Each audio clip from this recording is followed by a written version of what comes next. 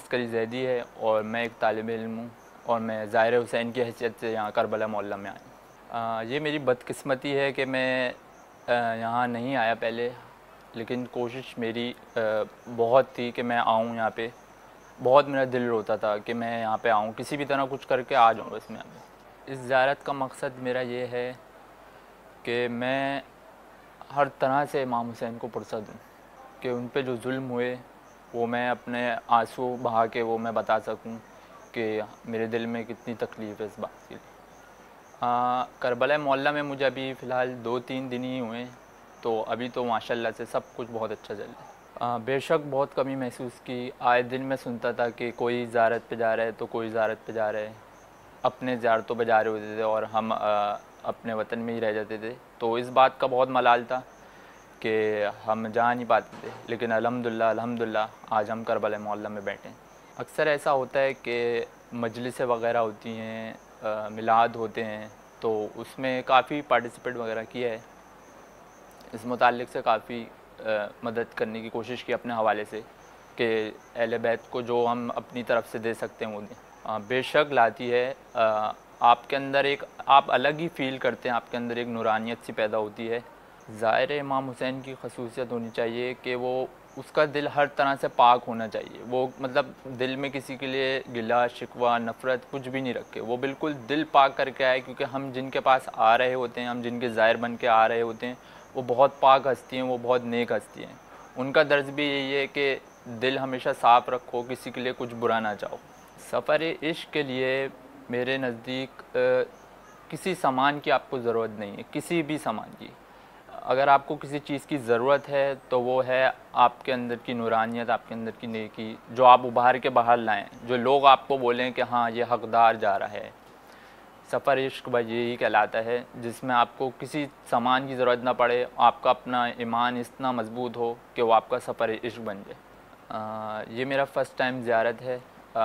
अभी तक मैं इस सादत से फैज़याब नहीं हो सका, लेकिन इंशाअल्लाह मौला ने चाहे, मौला के दर पे आएंगे तो इंशाअल्लाह दोबारा बार बार आएंगे। बस मैं यही कहना चाहूँगा, सबके दिल का यही हाल होता है कि उनका दिल अंदर से रो रहा होता है कि मौला ने हमें क्यों नहीं बुलाया, काश हम भी वहाँ होते, काश हम भी सफ़र इश्क़ में होते, चहलुम में होते, मौला को पुरसा देते। तो मैं यही कहूँगा, हर किसी का बुलावा होता है। मौला ने आज हमें नहीं बुलाया तो आप थोड़ा सब्र रखिए, आप इंशाअल्लाह अगले चहलुम में जा सकते हैं या उसके नेक्स्ट चहलुम में जा सकते हैं। बस हमें कभी भी हिम्मत नहीं हारनी चाहिए, मौला से दुआ मांगते रहें, सब चीज़ हो जाती है।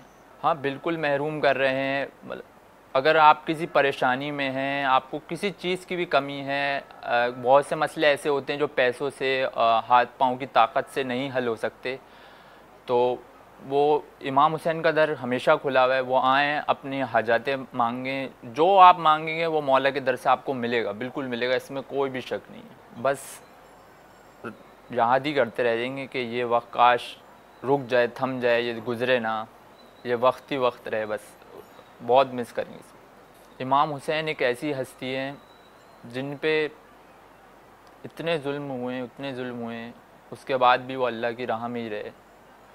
तो मैं तो कहता हूँ बस जो है ये करबला मोहल्ला ही है। हर शख्सियत एक अपनी वो रखती है, हर बंदा एक अपना वो है, तो हर शख्सियत एक अपनी वो रखती है मानद। वाक़या करबला का वो वाक़या जब 6 महीने के अली असगर को तीर लगा, तो ये एक ऐसा वाक़या है कि हर माँ, हर बेटी, हर बंदा ये दर्द जो इस मज़हब का, इस मसलक का नहीं हो, वो भी ये समझ सकता है कि 6 महीने के बच्चे को पानी नहीं मिला और उसके बावजूद उन्होंने उस पर तीर भी चला दिया। तो ये वाक़या एक ऐसा है कि दर्स यही मिलता है कि बुराई जितनी भी ताकतवर हो, लेकिन जो आपका ईमान और नेकी जो है आपकी, वो बुराई पे गालिब हो ही जाती है, गलबा पा ही लेती है। तो हमेशा जो है ये कभी भी ना देखें कि बुराई स्ट्रॉन्ग है या ज़्यादा ताकतवर है, हमेशा अच्छाई की तरफ ही रहें। मौला हुसैन ने हमें यही चीज़ का दर्ज दिया है। तरबियत हमें अपने अहले बैत से ही देनी चाहिए कि उन्होंने हम लोगों को क्या तरबियत दी, तो हम वही सारी तरबियत अपने बच्चों तक पहुँचाएँ और उसको बिल्कुल सही तरीके से पहुँचाएँ। बस यही है, एक मेन तरबियत है।